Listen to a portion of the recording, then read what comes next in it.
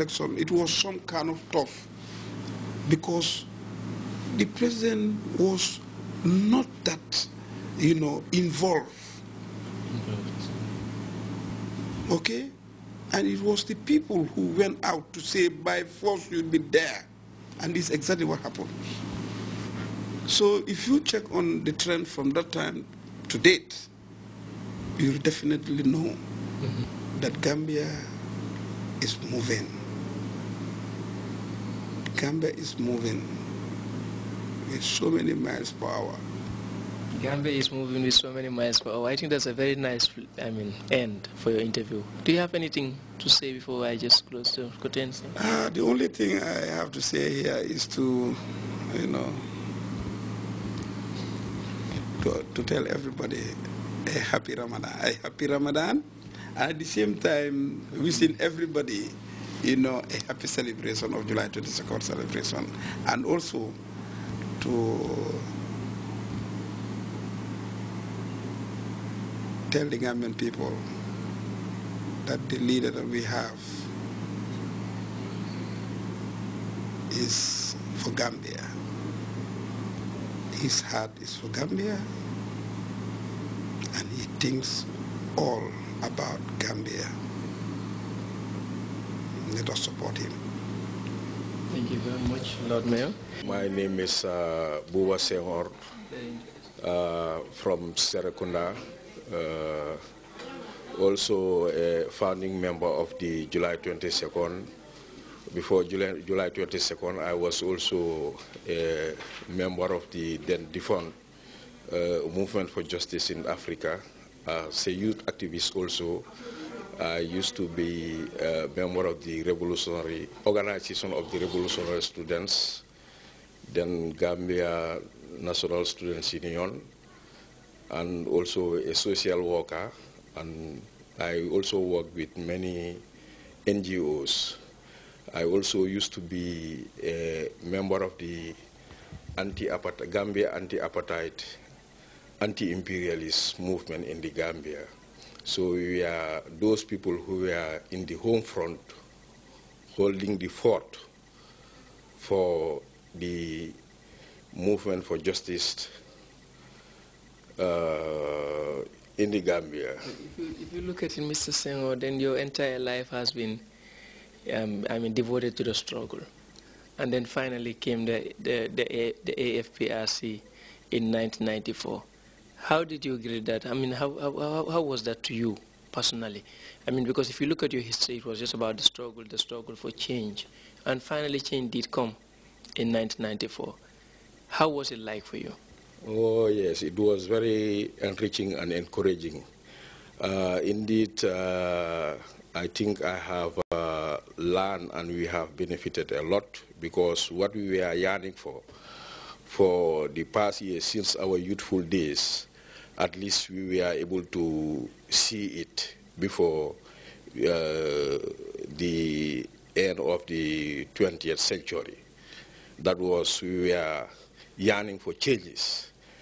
As far as youth activities we are concerned, when we are students, we are seeing that what used to be, or what was not, for the ordinary people, because I think there was a class society, as you know. That's why, for us who we are from the underprivileged, decided to join on the bandwagon of the, those people who call themselves agents of changes by then, because they were class societies, because the society was based on privileged people who can further their education. So being the case, we were compelled, to join revolutionary organizations. So then what you are saying is that it benefited very, very few people of the, when you talk about the population size of the Gambia, then you didn't have this mass benefit that is coming to the nation? No, by then it was just a few who used to benefit. Because if you look in terms of education, it was only the privileged people who can go to higher school, not to mention of, universities, tertiary education by then. When you mention of health, then you will see that many people who have the privilege, that is, who have the finance or who belongs to the rich, classes, will be able to go for outside treatment. That's to mention that the life expectancy by that time, it was very low. So when you mention to agriculture, that was the worst side, because our people were reduced just to producers, but not to benefit from what they were producing by then. Because imagine, at that time, we used to have only this milling factory, that is the GPMB, but they used to exploit our people. Gambia Produce Marketing Board. They used to exploit our people. By then, people will farm for their whole life, but at the end, they will not be able to benefit to educate their people or to take care of their medical bills or, to have a better living. So it wasn't easy for them. So when you mention for other privileges or other things, I will not say they are privileges, but other necessities, because these are necessities of life. Gambians needs to have it, because we are people who are born out of, respect and dignity. Gambians are people who have dignity and respect, who are sovereign people.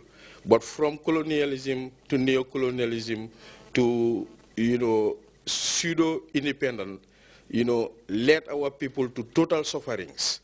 That was why, by then, the few people who were there putting themselves on the head of the government, were exploiting our people to the detriment of, foreign powers. Interesting. I mean, but how was it in the early days of the youth movement? You were part of the defunct July 22nd youth movement. How was it? Yeah, by that time it was well calling for. The objective conditions were there for people to join, progressive forces, so that changes could happen.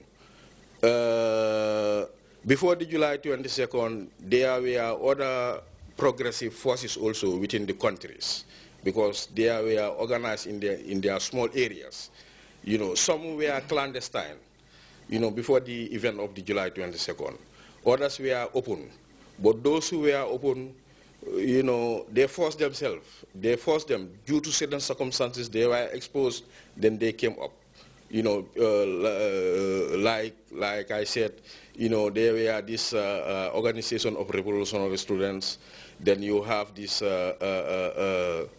Gambia anti-apartheid movement and so forth, who pushed their way, to make sure that, they can pass the message to the masses by doing certain clandestine work, Then it was up to the event that, when the July 22nd took over, that was the, time that, these conditions, came up that, most of this movement started coming up again, as then we decided to call for all the progressive forces who were in for or yearning for changes, so that they can come under one umbrella and see how best then we will be able to support that became the July 22nd movement. Okay. We call and we said that let's move towards one movement, by supporting the changes that happen. So that's the event of the creation of the July 22nd movement. And then it was difficult to be part of it, or then was it just easy? Because I think by any means at that time you will have been rebellious, you will have been seen as youth who wanted to impose something, an idea, in the minds of the people. How difficult was it to be part of that movement? Not even at your own family level? Yes, to some extent it wasn't that much difficult.